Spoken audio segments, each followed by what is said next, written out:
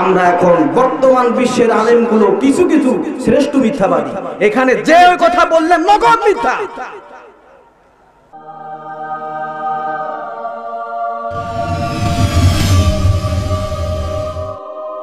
নেতাও হলো রহমত, জোরে বলেন ঠিক কিনা? কোন নেতা রহমত বলবো? বলি দেই, কোন নেতা রহমত? নেতা যদি আল্লাহওয়ালা হয়, নেতা যদি নামাজি হয়, নেতা যদি রোজাদার হয়, নেতা যদি জিকিরকারী হয়, নেতা যদি কোরআনওয়ালা হয়, নেতা যদি আল্লাহওয়ালা হয়, তাহলে ওই নেতা হলো রহমত। জোরে বলেন ঠিক কিনা?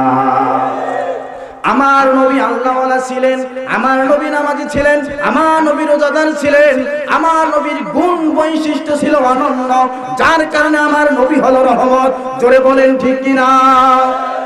অপরদিকে নেতা যদি ক্যাসিনোর চেয়ারম্যান হয়, নেতা যদি গাঁজাখোর হয়, নেতা যদি মদখোর হয়, নেতা যদি লম্পট হয়, নেতা যদি তাসারু হয়, নেতা যদি মুসারু হয়, নেতা যদি দাবারু হয়, নেতা যদি জেনারু হয়, এক কথায় নেতা যদি লম্পট হয়, তাহলে ওই নেতা রহমত নয়, ওই নেতা হলো গজব। জোরে বলেন ঠিক কিনা? আমার ভাইরা বলুন তো, আমাদের বাংলাদেশ ও তামাম পৃথিবীতে রহমত নেতার সংখ্যা বেশি না গজব নেতার সংখ্যা বেশি?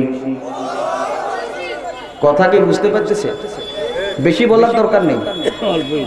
প্রিয় ভাইরা আমার, কান লাগাবেন, কোরআনের কথা শুনে সকলেই হেদায়েত পাবে না।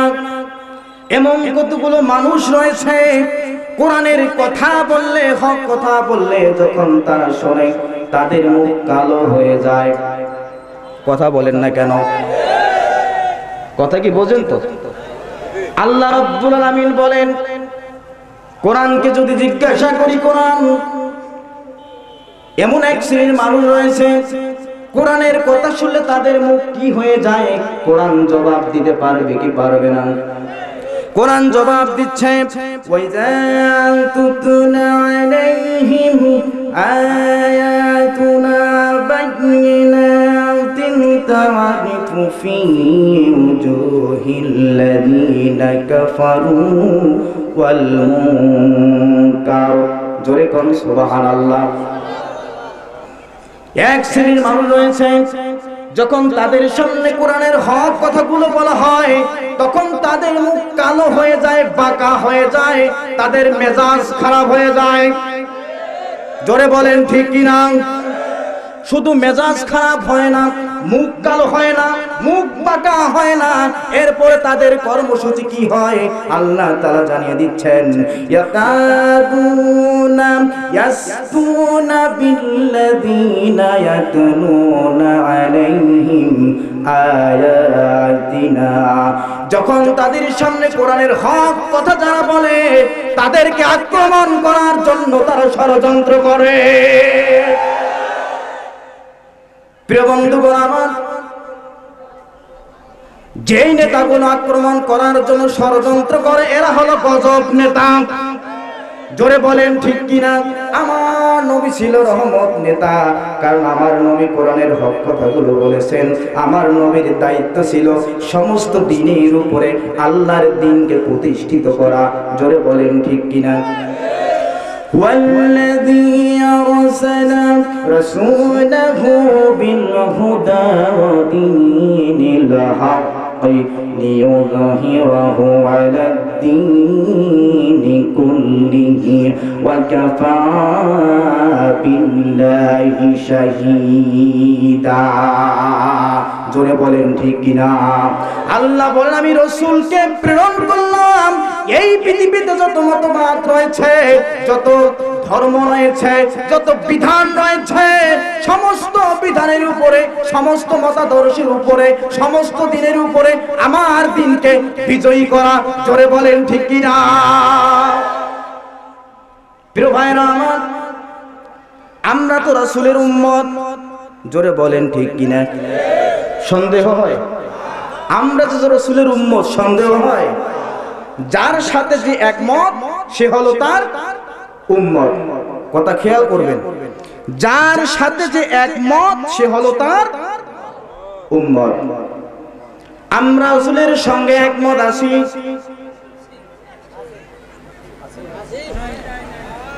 প্রিয় ভাইরা আমার খেয়াল করবেন, প্রিয় দিনাজপুর খানসভাবাসী, এত সুন্দর পরিবেশ, কথা বলার মতো এত সুন্দর সুবর্ণ সুযোগ, এই সুযোগ জীবনে পাবো কিনা তা জানি না, তবে বলে দিয়ে যাই, জোরে বলেন ঠিক কিনা। এলাকায় এখন প্রোগ্রাম করা খুব কম হয়, বাইরে খুব বেশি। আলহামদুলিল্লাহ কোন আমাদের এই কি মাহফিলের যে 10 ডাবল মাহফিল কথা বলতে হয়, সুবহানাল্লাহ বলেন। যার সাথে যে একমত সে হলো তার উম্মত, জোরে বলেন ঠিক কিনা। এখন বলুন তো রাসূলের সাথে আমরা কতখানি একমত আছি? আমি একটু বিশ্লেষণ করে দিয়ে যাই, যেহেতু রবিউল আউয়াল মাস, আমরা রাসূলের উম্মত কিনা একটু যাচাই করা দরকার, জোরে বলেন ঠিক কিনা। একটি ছেলে যখন সে কলেজে ভর্তি হলো, রাজনীতিতে যোগ দিল, জোরে বলেন ঠিক কিনা। রাজনৈতিক স্লোগান দিল, কিন্তু আমার নবী তোমার নবী, তোমার নেতা আমার নেতা, বিশ্ব নবী মুস্তাফা, এই স্লোগান তারা দিতে পারল না। বলুন তো কিস নবীর উম্মত? বলেন রাসূলের উম্মত নয়। যুব জীবনে গেল, রাসূলের কোন আদর্শ তার ভিতরে পাওয়া গেল না। একটি মানুষ কবিতা লিখলো, কবিতার লাইনে নারীদের নিয়ে লেখালেখি হলো, কিন্তু আমার রাসূলের কোনো গুণগান হলো না। গল্প লিখলো, আমার রাসূলের কোনো গুণগান পাওয়া গেল না। উপন্যাস লিখলো, আমার রাসূলের কোনো গুণগান পাওয়া গেল না, জোরে বলেন ঠিক কিনা। আমার ভাইয়েরা বলুন তো, শৈশব কৈশোর যৌবন বার্ধক্য শেষ করে দিল, সমস্ত কিছুতেই নবীর নাম পাওয়া গেল না, আল্লাহর নাম পাওয়া গেল না, রাসূলের আদর্শ পাওয়া গেল না। ওই লোকটি যখন মৃত্যুবরণ করলো, আমাদের মতো বড় বড় হুজুরগুলো টাটকা নগদ মিথ্যা কথা বলে দিয়ে আসলো। কথা হবে আজকে, রাজি আছেন তো? কি নগদ মিথ্যা কথা? তার ছাত্র জীবন, তার যৌবনকাল, তার রাজনীতি, অর্থনীতি, সমাজনীতি, যুদ্ধনীতি, সন্ধিনীতি, বিবাহ নীতি, তালাক, কোথাও নবীর আদর্শ পাওয়া গেল না। আমাদের মতো হুজুরগুলো বলল বিসমিল্লাহি ওয়া মিল্লাতি রাসূলিল্লাহ। এটা নগদ মিথ্যা কথা। আমরা এখন বর্তমান বিশ্বের আলেমগুলো কিছু কিছু শ্রেষ্ঠ মিথ্যাবাদী, এখানে যে কথা বললেন নগদ মিথ্যা। যদি ওই ব্যক্তি ডোনাল্ড ট্রাম্পের অনুসারী হয়, ডোনাল্ড ট্রাম্পের যদি আদর্শের ব্যক্তি হয়, ওই ব্যক্তি যদি মারা যায়, আর যদি ইমাম সাহেবকে বলতেই হয়, তাহলে বলতে হবে বিসমিল্লাহি ওয়া মিল্লাতি ডোনাল্ড ট্রাম্প। কারণ তার ছাত্র জীবন, তার যৌবনকাল, তার রাজনীতি, তার অর্থনীতি, তার সমস্ত দিক এবং বিভাগে রাসূলের আদর্শ ছিল না, জোরে বলেন ঠিক কিনা।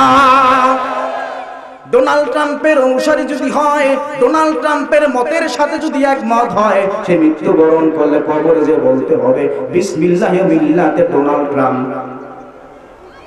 যদি নরেন্দ্র মোদীর আদর্শের হয়, বলতে হবে বিসমিল্লাহি ওয়া মিল্লাতি নরেন্দ্র মোদী। এটা তো সত্য ছিল, জোরে বলেন ঠিক কিনা। এই কথা আমরা বললাম না, আমার ভাইরা মাঝে বলতেছি বিসমিল্লাহি ওয়া মিল্লাতি রাসূলিল্লাহ। আমার ভাইরা মাথায় টুপি দিলাম, আসমান থেকে জমিন পর্যন্ত, দাড়ির বহর বাংলাদেশ থেকে সৌদি আরব, পাঞ্জাবির বহর বাংলাদেশের টেকনাফ থেকে তেতুলিয়া, এই লেবাস দিয়ে 4 পয়সার কোনো লাভ হবে না, জোরে বলেন ঠিক কিনা। প্রিয় ভাইরা খেয়াল করে দেখুন, আমার রাসূলের আদর্শ, আমার রাসূলের চরিত্র, আমার রাসূলের গুণাবলী কত সুন্দর ছিল, তার কি সততা ছিল, তার কি যোগ্যতা ছিল, তার কি মেধা ছিল, তার কি আদর্শ ছিল। আমরা যদি একটি একটি করে বিশ্লেষণ করি, আমরা দেখতে পাবো রাসূলের আদর্শ আমাদের কাছে 3% পাওয়া যাবে না, জোরে বলেন ঠিক কিনা। প্রিয় ভাইরা আমার, মা হালিমা শিশু নবী মুহাম্মদকে ধারণ করতেছেন, লালন পালন করতেছেন। আমার নবীর বয়স হলো 4 বছর, জোরে বলেন কয় বছর? 4 বছর বয়স হলো আমার নবী। আমার ভাইরা 4টি বছর যখন হয়ে গেল, মা হালেমা চিন্তা করে সন্তান হলো আমিনার, আর তো আমি বেশি দিন রাখতে পারি না। আমার নবীকে নিয়ে চলে গেলেন আমিনার কাছে, যে বললেন, বোন আমিনা, তোমার সন্তানের বয়স হলো 4 বছর, সে এখন চতুর্দিকে দৌড়াদৌড়ি করে, মোটামুটি সে এখন বেশ ভালো। তোমার সন্তান তুমি নাও, আমি তোমার সন্তানকে বুঝিয়ে দিলাম। মা আমিনা বলেন, বোন হালিমা, আমাদের এই মক্কা নগরীতে এখন ডায়রিয়া, এখন কলেরা, এখন মহামারী চলতেছে। তুমি যদি এই মুহূর্তে আমার এই সন্তানকে এখানে রেখে যাও, তাহলে আমার সন্তানকে ডায়রিয়া, কলেরা, মহামারী, বিভিন্ন রোগ আক্রান্ত করতে পারে। তুমি একটু নিয়ে যাও, আর বেশ কিছুদিন তুমি তোমার বাসায় রেখে দাও। জোরে বলেন না সুবহানাল্লাহ। মা হালিমা অত্যন্ত খুশি হয়ে গেলেন, বিশ্বনবী মুহাম্মদ আসার কারণে আমার উন্নতি হয়েছে। সুবহানাল্লাহ কোন। আর কিছুদিন যদি রাখি, রহমত হবে কি হবে না? মা হালিমা অত্যন্ত খুশি মনে, আনন্দ চিত্তে নিয়ে গেলেন। বেশ কিছুদিন যাওয়ার পরে আমার শিশু নবী মুহাম্মদ বলল, মা, আমার ভাই কোথায়? আমার বন্ধুগণ, মা হালিমার একটা সন্তান ছিল, মুহাম্মদের 2 ভাই ছিল। আমার নবী বলল, শিশু নবী বলল, মা, আমার ভাই কোথায়? মা হালিমা বলে, বাবা, তোমার ভাই ওই পাহাড়ের কিনারে গিয়েছে বকরি চড়ার জন্য। আমার নবী বলল, মা, আমিও যাব। জোরে কোন সুবহানাল্লাহ।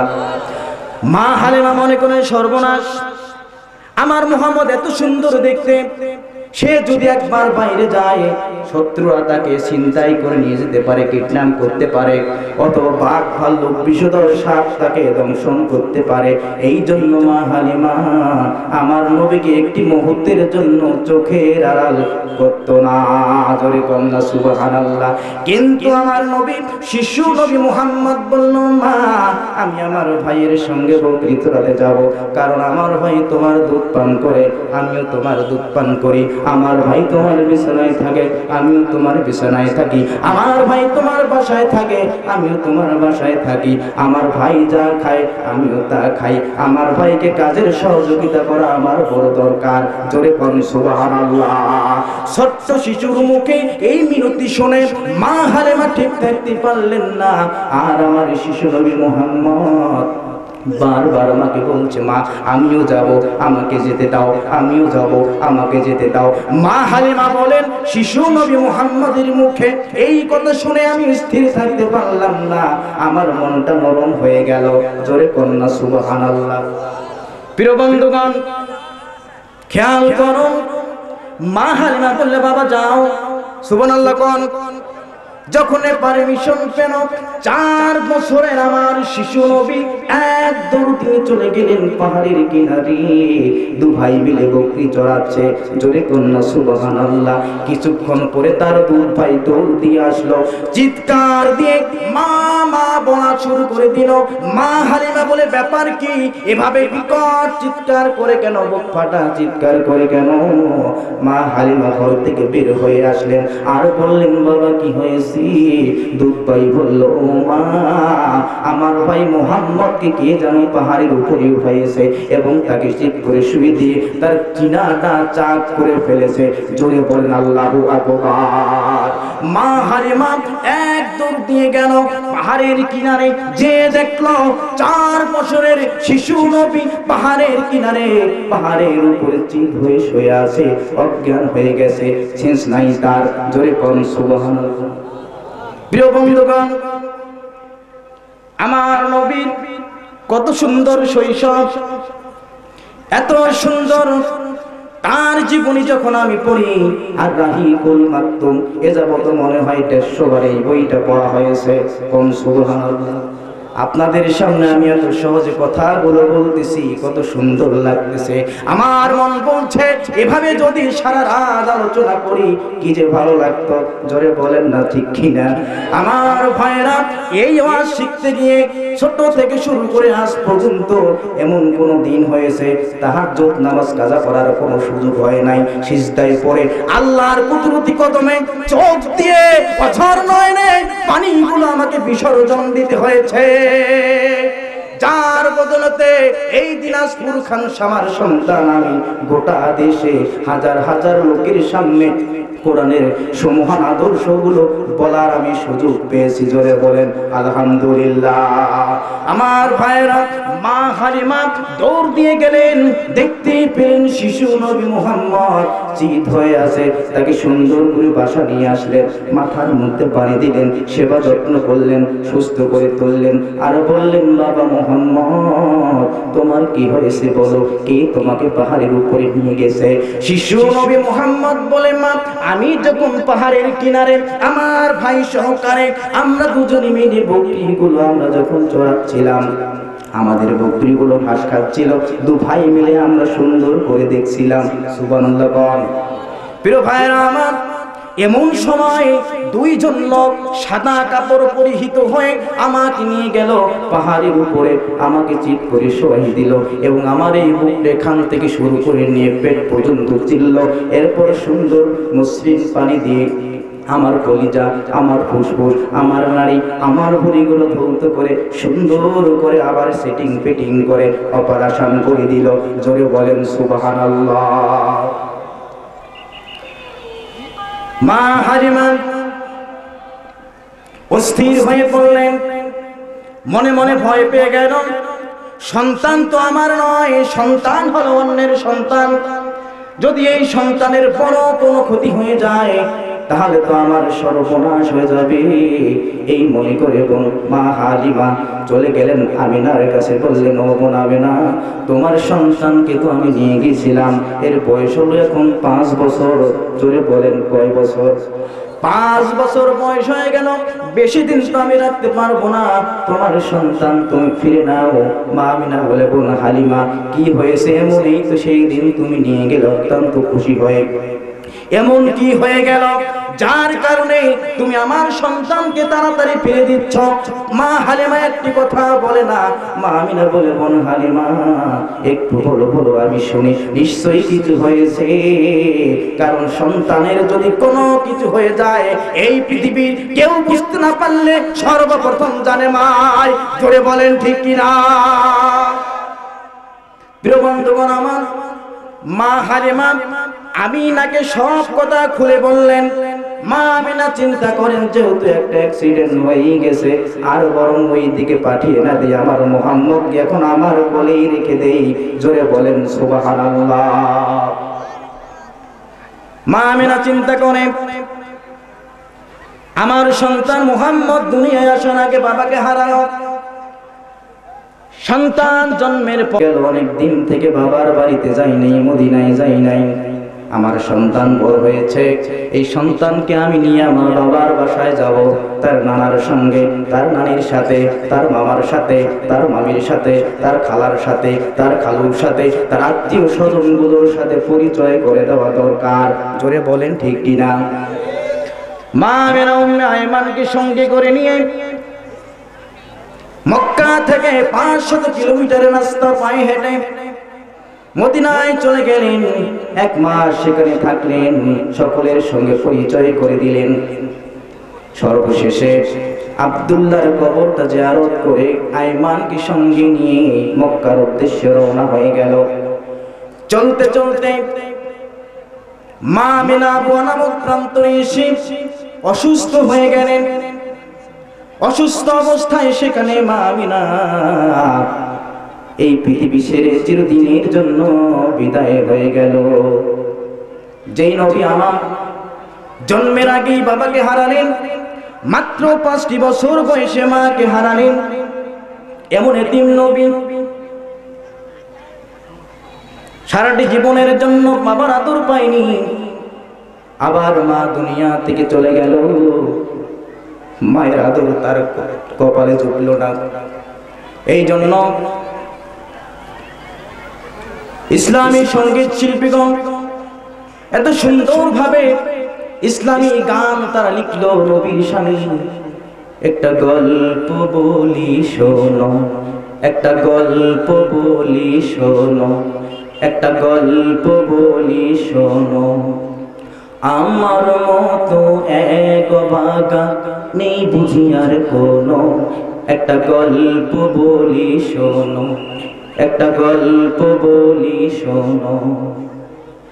ছোট্টকালে যখন আমার বয়স ছিল 5, বাবা মা হারা হব কে জানিতো আজ। ছোট্টকালে যখন আমার বয়স ছিল 5, বাবা মা হারা হব কে জানিতো আজ। আপন বলতে এই দুনিয়া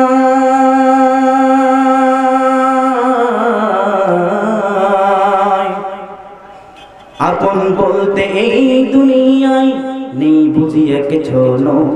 একটা গল্প বলি শোনো, একটা গল্প বলি শোনো, একটা গল্প বলি শোনো।